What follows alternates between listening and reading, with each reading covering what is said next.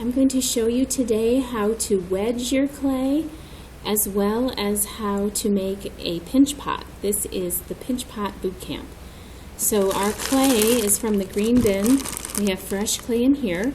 You may need to sort through it a little bit because if the clay is drying out a bit, then it needs to go in the orange bin. So for example, this clay is getting to the leather hard stage, so this will need to go in the plastic bag in the orange bin. Sometimes students don't put the clay in the correct bin or it dries out.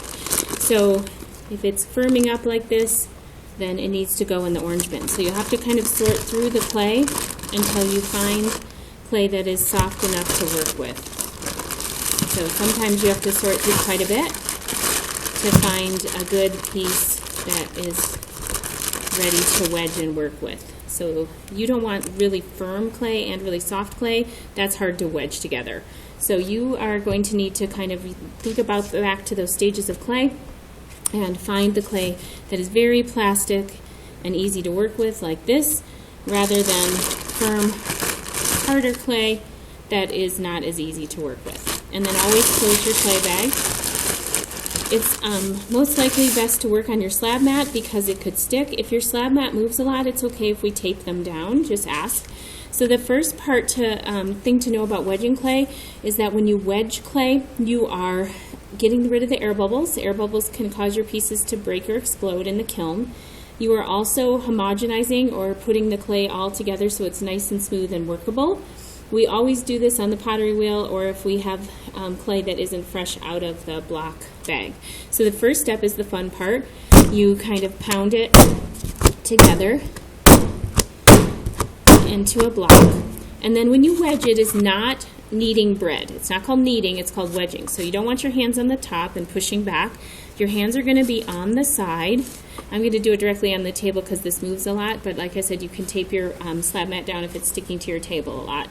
And you want your hands on the side so you can always lift it like this. Okay, never on the top. You're not kneading bread dough. You're going to use the heels of your hands to push away and rock back. And it's easier if you stand when you wedge. It's very hard to sit. Our tables are pretty low. When we get the new tables, it'll be easier. But you're going to just push and rock back until you get this form called a ram's head. You can kind of see that coming there together. So when we do this for the pottery wheel, we'll use the wedging tables that are made of plaster so it won't stick to your table. So now it's becoming more of a ram's head. You can see the horns of the ram's head. And then I usually turn it on the other side and do the same thing. This is about 2 pounds of clay, which is a good amount for 2 pinch pots. It's very, very hard to wedge 1 pound, so it's good to wedge 2 pounds of clay. Then you are going to wire through your clay. So I usually just stand it up like that, and I get my wire tool, and I'm going to cut through halfway. And what I'm looking for after I cut through is for little blisters or holes, which I don't have any here. So that means that it is wedged well. If it isn't wedged well and there are blisters or holes, you slam it back together and you wedge some more. It takes a little practice getting wedging down. It is important to do. So this clay you should wedge about 10 times each at least. Okay, and then you're going to cut it in half. You never want to leave clay sitting out. So you can use your bag here just to set it in for now, or you can get your own bag. And then we're going to make the pinch pots. You're going to make at least 2 pinch pots, and you're going to pick your best one. If you have time, you'll make more. It takes practice making a good pinch pot, and it's one of our hand building techniques. So you never want to set it on the table when you're making it. You want to have your hands cupped, and you want to make a ball. So you can see I'm turning it in my cupped hands, and I'm hitting it. So you want to kind of squeeze and hit to make a ball. This does not make a ball. This does not make a ball. It makes for a flat bottom. Okay, so you want to have it in your hands because a good pinch pot starts with a good ball. This is about 1 pound of clay. After you get a good ball, you're going to take your thumb, keep it in your hand, don't set it on your table, and you're going to pinch and push your thumb in about 3/4 of the way down. If you have long nails, sometimes kids use their knuckle. You can figure it out. About 3/4 of the way down. Keep it in your hand, don't set it on the table, and then you want to have your hands like this, not like you're actually pinching someone or something. So it's more vertical. This is good practice for the pottery wheel. This is the same thing we do.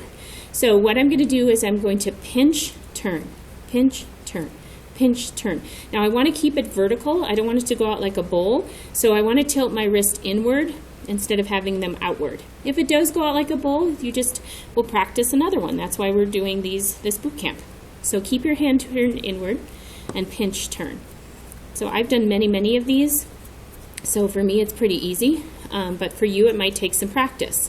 If you're super frustrated with it, you can squish it, but you have to wedge all that air out of it. So if I squish this, it's going to trap air, so I would need to wedge all of that air out of it before I was ready. I'm just going to get my other ball of clay for time here, but you guys can always wedge that out. So again, to make the ball, don't sit it on the table, cup your hands, keep them in your hands, and turn your ball and kind of squeeze and hit it. This one's a little smaller, but that's okay. About a pound. This is about 3/4 of a pound. And then about 3/4 of the way down, straight down, keep your wrist tilted inward, pinch, turn in your hands. Don't set it on the table. After you do that, we want to check the thickness of the base. So I can put my fingers in, and it's about that thick. I don't want it thicker than my thumb, so I'm going to press a little more clay into the base. And then I want the rim to be about the thickness of my pinky, so I'm going to pinch that a little thinner. If you get a ton of cracks, your clay has lost its plasticity, you just learned about in your sketch notes, you can try to smooth it. Otherwise, if it's so dry, you need to put it in the plastic bag in the orange bin and get fresher clay. Okay? So it should be plastic enough that you can move it around like this. Remember, plastic just means flexible. It doesn't mean that it's actually made of plastic. So the rim should be about pinky thick or a little thinner. It's okay if it's irregular. We're not going for perfection here. Clay, it doesn't allow you to do things perfect. Eventually you'll try the pottery wheel, it'll be more symmetrical, but we like this, especially for the unit we're going to be doing next. After you make what you think is a good pinch pot, it's about a thumb thickness in the base and about a pinky here, and nice even walls that are also about a pinky thick. It will wobble a little, so it's okay now to sit on your table and tap it. And then just set that aside and make another one, maybe two more. And then you're going to pick the best one. And once you pick the best one, you're going to use your needle tool to write your name and class shape on the bottom. And then your best one will go on the greenware cart. And then the other one you'll squish and wedge a little bit and put back in your clay bag for someone else to use. Unless it's super dried out, then it goes in the orange bin in the plastic bag. Have fun making your pinch pots.